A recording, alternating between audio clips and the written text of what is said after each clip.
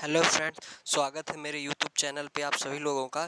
तो जैसा कि हम आज क्वेश्चन लेके आ चुके हैं कि question basic electrician objective type questions हैं। तो ये हैं कुछ इस प्रकार से कि पहला क्वेश्चन है, विद्युत वाहक बल आवश्यक होता है।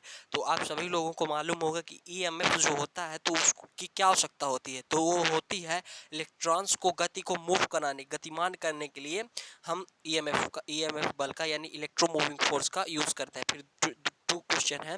दूसरा क्वेश्चन, इकाई आवेश को अंततः से किसी बिंदु तक लाने के लिए किया गया कार्य उसको क्या कहलाता है? विभव कहलाता है। ठीक है, यानी कि V infinitive is equal then V fix point to work in then his called of विभव। ठीक है, एंड क्वेश्चन नंबर 2 का ऑप्शन सही है। फिर तीसरा क्वेश्चन है, निम्न में से किसी सामान्य तापक्रम पर निम्न ताप प्रतिरोधकता है, तो वो होगी चांदी, क्योंकि हमारी जो होता है कि निम्न प्रतिरोधकता किसमें है, ये बोल रहा है क्वेश्चन, तो चांदी में निम्न प्रतिरोधकता होती है। फिर नेक्स्ट क्वेश्चन है, एक शुष्क सेल में से कौन सी ऊर्जा पाई जाती है? तो आपको ये सभी पता होगा कि जो हमारी शुष्क सेल यानी सेल होता है तो वो क्या होता है, रासायनिक ऊर्जा को विद्युत ऊर्जा में बदलता है। तो ऑप्शन नंबर डी सही है। फिर नेक्स्ट क्वेश्चन है, यदि दो आवेशों के बीच की दूरी, यदि दो आवेशों यानी Q1 और Q2 के बीच की दूरी आधी हो जाए तो उसके मध्य लगने वाला बल क्या होता है? तो उसका 4 गुना हो जाता है। दूरी जैसे बढ़ेगी तो दूरी आपस में उसके मध्य की दूरी आधी कर दिया जाए, जैसे आधी करेंगे तो उसकी जो बल होगा, फोर्स होगा, वो बढ़ जाएगा, 4 गुना बढ़ जाएगा। अगर उसकी दूरी दूरी आधी कर रहे हैं, अगर मतलब कम कम कर रहे हैं, उसकी आधी दूरी आधी कर रहे हैं। ठीक है, नेक्स्ट क्वेश्चन है, पृथ्वी पर प्राकृतिक रूप से प्राप्त तत्वों की कुल संख्या कितनी है? तो ये है 92 तत्व हैं, एलिमेंट्स हैं, तत्वों की संख्या 92 है। फिर नेक्स्ट क्वेश्चन है, वैद्युतिक ऊर्जा की गणना के लिए सबसे छोटी इकाई क्या है? वैद्युतिक ऊर्जा की गणना के लिए जूल सबसे छोटी इकाई है। वैद्युतिक ऊर्जा यानी पी सबसे बड़ी है किलो जूल। ठीक है, नेक्स्ट क्वेश्चन है, जब दो समानांतर चालक जिसमें एक दूसरे के विपरीत दिशाओं में धारा प्रवाहित हो रही है तो एक दूसरे के संपर्क में लाए जाते हैं, तब उनके द्वारा एक दूसरे पे लगाया गया बल क्या होगा? प्रतिकर्षण बल। मतलब कि एक समानांतर चालक है, यानी कि मान लेते हैं क्या है, चालक कंडक्टर, समानांतर यानी कि चांदी एक दूसरे के विपरीत दिशा में, मान लीजिए कि जैसे मैग्नेट है, नॉर्थ साउथ। ठीक है, एक बार चुंबक है दोनों, तो उसको उसमें दिशा में धारा प्रवाहित हो रही है, मतलब कि उसको पास में लाया जा रहा है नॉर्थ साउथ वाले पोल को, तो उसमें क्या होगा? प्रतिकर्षण बल होगा। एक समान में आकर्षण, प्रतिकर्ष एक समान ध्रुव में आकर्षण, मतलब आकर्षण नहीं होगा, प्रतिकर्षण। असमान ध्रुव में आकर्षण। ठीक है, तो इसमें क्या है, वही बोल रहा है कि अगर एक समान ध्रुवों को लाया जाए तो क्या होगा? प्रतिकर्षण होगा। नेक्स्ट क्वेश्चन है, एक विद्युत धारा का मान और दिशा नियत दर पर परिवर्तन हो रहा है। ठीक है, मतलब कि विद्युत धारा है, उसका समय, मान और दिशा बदल रहा है।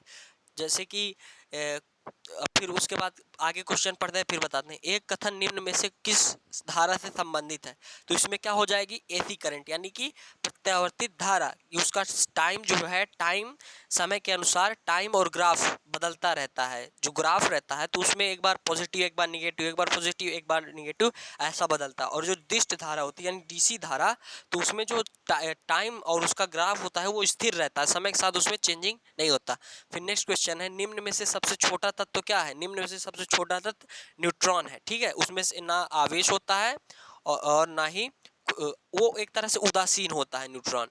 फिर नेक्स्ट क्वेश्चन है कि निम्न में से किस विद्युत धारा के प्रवाह दिशा और मान नियत रहता है? मतलब कि उसमें क्या है, अभी बताए हैं आपको डीसी में, क्योंकि उसमें जो टाइम है, उसमें टाइम के अनुसार उसमें कोई no changing in this directions, उसमें कोई परिवर्तन नहीं होता। फिर नेक्स्ट क्वेश्चन है, मुक्त इलेक्ट्रॉनों की बहुलकता वाले पदार्थ कहलाते हैं, तो निम्न जो बहुलकता होती है उसे अर्धचालक बोलते हैं, as this silicon, germanium etcetera. Next question है, किसी तत्व के पदार्थ में इलेक्ट्रॉन्स का प्रवाह क्या कहलाता है? विद्युत धारा कहलाता है। ठीक है, या बोल सकते हैं इलेक्ट्रॉन प्रवाह की दर को विद्युत धारा कहते हैं। फिर नेक्स्ट क्वेश्चन है, किसी तत्व के लिए एक परमाणु के नाभिक में विद्यमान प्रोटॉन तथा न्यूट्रॉन की संख्या का योगफल क्या कहलाता है? तो उसका जो होता है परमाणु भार कहलाता है। प्रोटॉन और प्लस न्यूट्रॉन ये कहाँ होते हैं? नाभिक में होते हैं। जो विद्यमान संख्या उसको क्या बोलेंगे? परमाणु भारी बोलते हैं। फिर नेक्स्ट क्वेश्चन, धात्विक तार का प्रतिरोध तापमान वृद्धि से क्या होता है? जो होता है धात्विक तार यानी कि कंडक्टर होता है, अगर उसका प्रतिरोध बढ़ाएंगे तो उसका जो रेजिस्टेंस होगा तो उसका मान भी बढ़ता है। और अगर ये अर्धचालक है तो मतलब कि वो अचालक है तो उसमें घटता है। ठीक है। नेक्स्ट क्वेश्चन है, किसी चालक में विद्युत धारा प्रवाह का मान शून्य होने पर विभवांतर का मान क्या होगा? शून्य हो जाएगा, क्योंकि चालक में विद्युत धारा प्रवाह हो रही है बट वो शून्य होने पर विभवांतर का मान, मतलब जैसे ही धारा जीरो हो जाएगी तो उसमें जो विभवांतर है तो अंतर उनके बीच में है पैदा हो रहा है तो वो जीरो हो जाएगा। फिर नेक्स्ट क्वेश्चन है, निम्न में से कथन में कौन सा कथन सही है? कार्बन प्रतिरोधों पर उनके मान का अंकन रंगीय पृष्ठों द्वारा ज्ञात किया जाता है। बिल्कुल किया जाता है, क्योंकि उसमें जो कलर कोड होता है, कलर कोड की सहायता से ही कार्बन प्रतिरोध का रेजिस्टेंस का मान हम ज्ञात करते हैं, या तो फिर मल्टीमीटर से ज्ञात कर लेते हैं। फिर नेक्स्ट बोल रहा है पॉइंट, प्रतिरोधों के समानांतर संयोजन में कुल प्रतिरोध मान बढ़ जाता है? नहीं, घटता है समानांतर क्रम में। वायर वाउंड प्रतिरोध केवल नियत मान के लिए बनाए जाते हैं। वायर वाउंड जो प्रतिरोध होता है वेरिएबल प्रतिरोध होता है, रेजिस्टेंस, ये भी गलत है। प्रतिरोधकों और प्रतिरोधकों के श्रेणी संयोजन में विद्युत धारा प्रवाह को एक से अधिक मार्ग उपलब्ध होते हैं? नहीं, वोल्टेज इक्वल होता है, वोल्टेज डिवाइड होता है, करंट स्थिर होता है। जबकि समानांतर में क्या होता है? वोल्टेज डिवाइड होता है, वोल्टेज स्थिर होता है, करंट डिवाइड होता है। ठीक है। नेक्स्ट क्वेश्चन है, अच्छे सुचालक का विशिष्ट प्रतिरोध क्या होना चाहिए?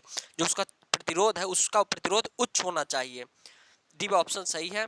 निम्न में से कौन सा पदार्थ कुचालक नहीं है? तो इसमें से कुचालक बोला है, मतलब कि उसमें क्या है? अभ्रक, एलेवेस्टस, कांच, सिलिकन। तो इसमें बता दें सिलिकन जो है वो कुचालक नहीं है, सिलिकन जो है अर्धचालक है। ठीक है। नेक्स्ट क्वेश्चन है, चालक के क्रॉस सेक्शन क्षेत्र में वृद्धि के साथ प्रतिरोध का मान क्या हो जाएगा? घटता है, क्योंकि R is directly proportional to 1/a होता है। ठीक है। ये रहे कुछ क्वेश्चन। तो फ्रेंड्स, आई होप ये आपको वीडियो पसंद आई होगी, आपके नॉलेज के ही क्वेश्चन रहे होंगे। अगर ये वीडियो आपको पसंद आती है तो कृपया मेरे चैनल को लाइक, सब्सक्राइब और बेल आइकन जरूर प्रेस कर दीजिएगा। धन्यवाद।